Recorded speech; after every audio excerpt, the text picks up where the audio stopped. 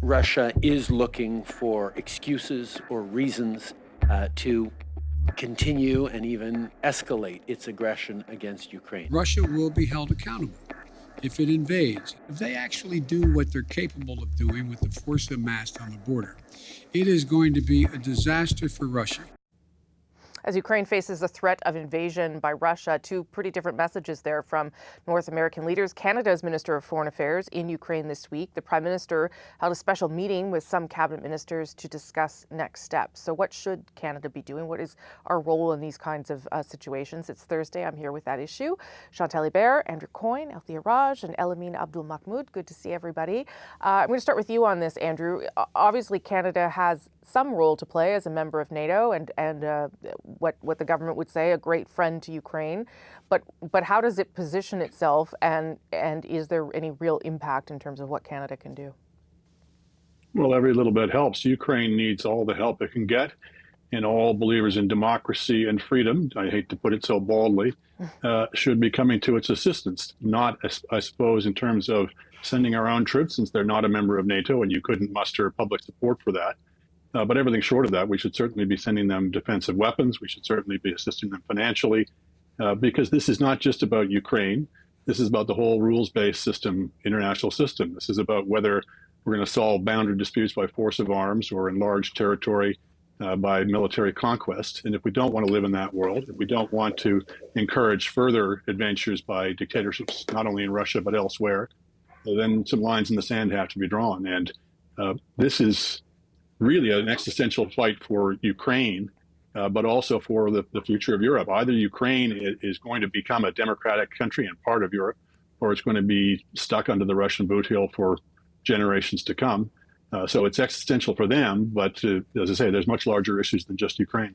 And the symbolic sort of show of force of Melanie Joly being there, Antony Blinken, the Secretary of State, being over there, does that kind of message, does it impact Russia in any way, Chantal? Do you think does it influence Russia? I'm guessing the U.S. role in this impacts Russia. Sure. Canada has a support role at best, but the real issue is unity amongst the European partners in NATO. And there is only so much that the U.S. can advance, short of showing that it is there's not a lot of light between it and France, Germany, etc. So President Biden talks of severe economic sanctions. It's not totally clear that that works for Germany and countries that are actually interacting on some economic basis. So Canada in there is committed to the region. We do have forces in Latvia, and the Baltic states are in play in this move. But beyond being a support player, there is not, we're not sitting at the main table here. No. Althia, your thoughts on how Canada has positioned itself this week on this issue? Well, we have troops actually in Ukraine. They just don't have their training. That's their mandate. They don't have a combat mandate. And I'm told that unless there's like full-scale war, those troops will remain in Ukraine. I think what's interesting to see is that earlier this week, it was clear that the government strategy was a kind of don't make the situation worse. And their thinking being that if they participated in the show of force, like the Brits, for example, that would encourage Putin and his messaging that, this is why we must invade, because the European partners are building up the stakes. And now the thinking is actually the thing that will deter Putin is actually a show of strength. So I'm told to expect, I'm sure you're hearing the same thing in the CBC, is a substantive announcement covering all sorts of things, intel, cyber, weapons, even, yes, goggles for troops in the coming days in the next week. So that is interesting to me. Of course, domestically, this is very important for the Liberals, lots of caucus members for whom this is very important, for whom their constituents, this is a very important thing. There's more than 1 million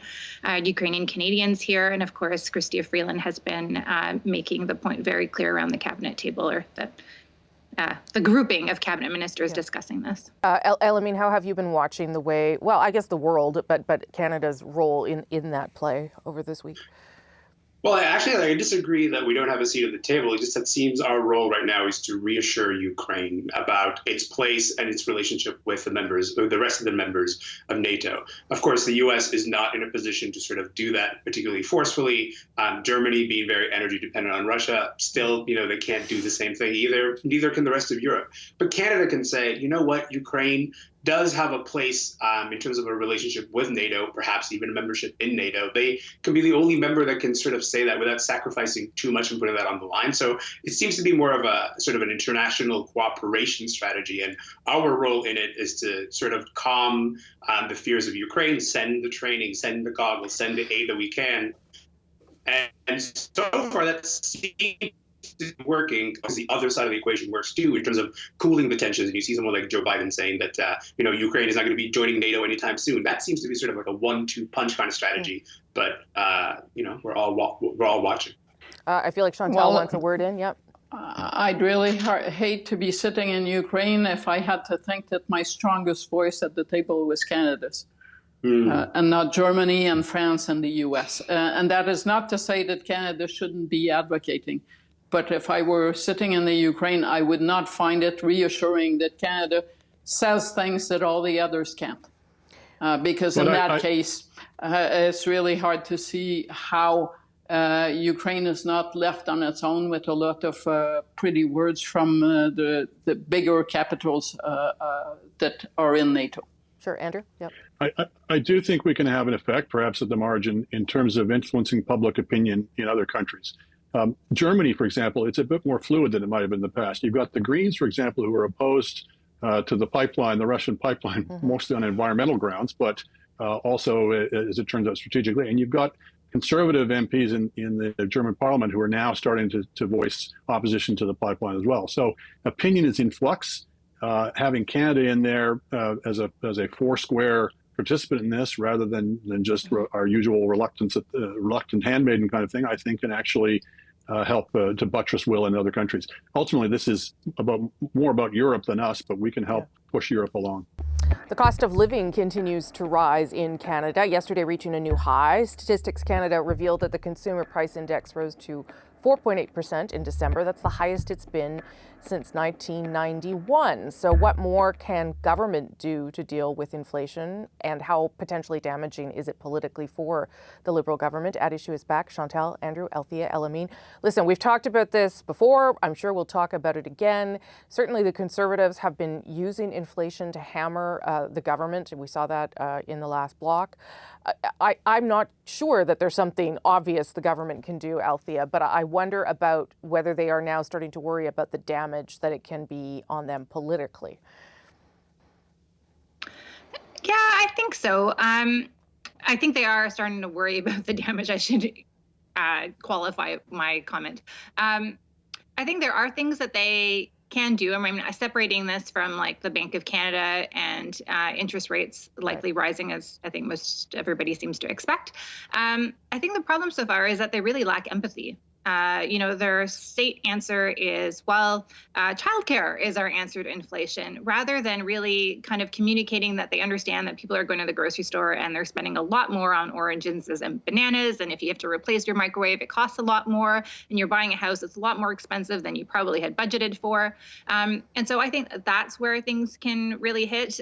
There are probably small things, but they're tinkering around the edges. I mean, they could encourage the provinces, for example, to keep or enact rent control. They could, like rent freezes. They could move forward on their bill where they were supposed to introduce it earlier, to have this super tax on homes that are owned by foreigners that are vacant. They could push that forward. The problem is they are enacting policies that are easily argued actually help rise the price of things like the truckers' vaccine mandate, for example, or the fact that they are still planning to spend billions of dollars more. And I think the Conservatives are rightfully asking, do we really need to spend that money?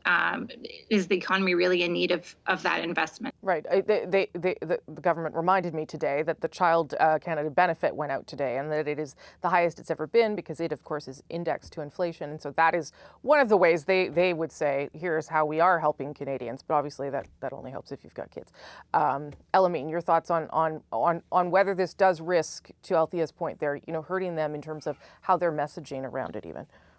I mean, I do agree that, maybe sending out empathy cards saying, sorry, the oranges cost too much would help. But I was like, aside from that, I honestly, it is getting to the point where it's lasted long enough in terms of this conversation where their hands are tied, and we know exactly why their hands are tied in terms of doing anything on inflation. They could do a little bit more to communicate that they know that it hurts. I really wasn't kidding about those empathy cards. But just in terms of showing a way that they understand the problem, but in terms of saying this is what we expect when we expect inflation will begin to come down, that would maybe help ease some tensions a little bit, because they do not expect this to be a permanent problem, but we are still looking, a few months down the road. So some of that communication would maybe help, but aside from that, not a lot we can do to limit the political damage from that.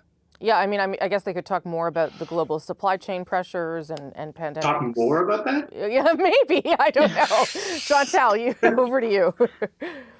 I am guessing that they are sitting back thinking, for all that the trouble that they got over calling an election in the summer.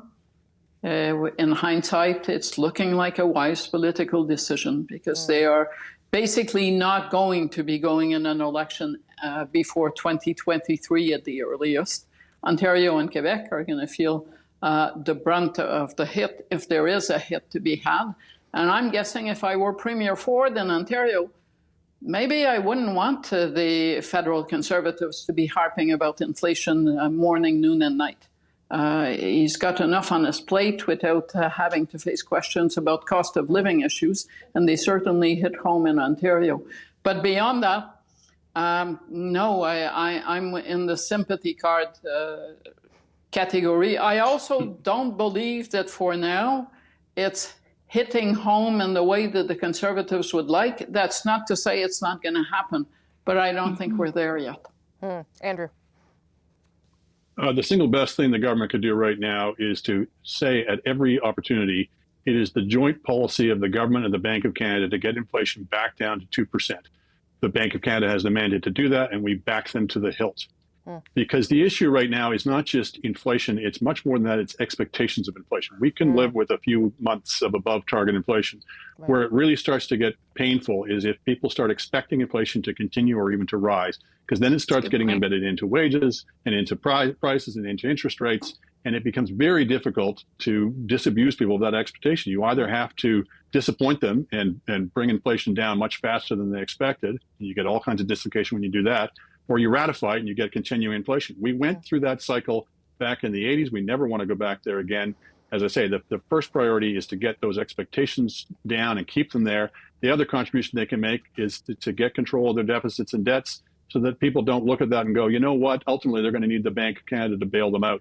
They have to give people, to really back the Bank of Canada, they have to also control their fiscal policy. Well, we talked about it before, but you guys made it interesting again, and I might just send you all empathy oranges as a thank you. Thanks, everybody. We'll see you next week.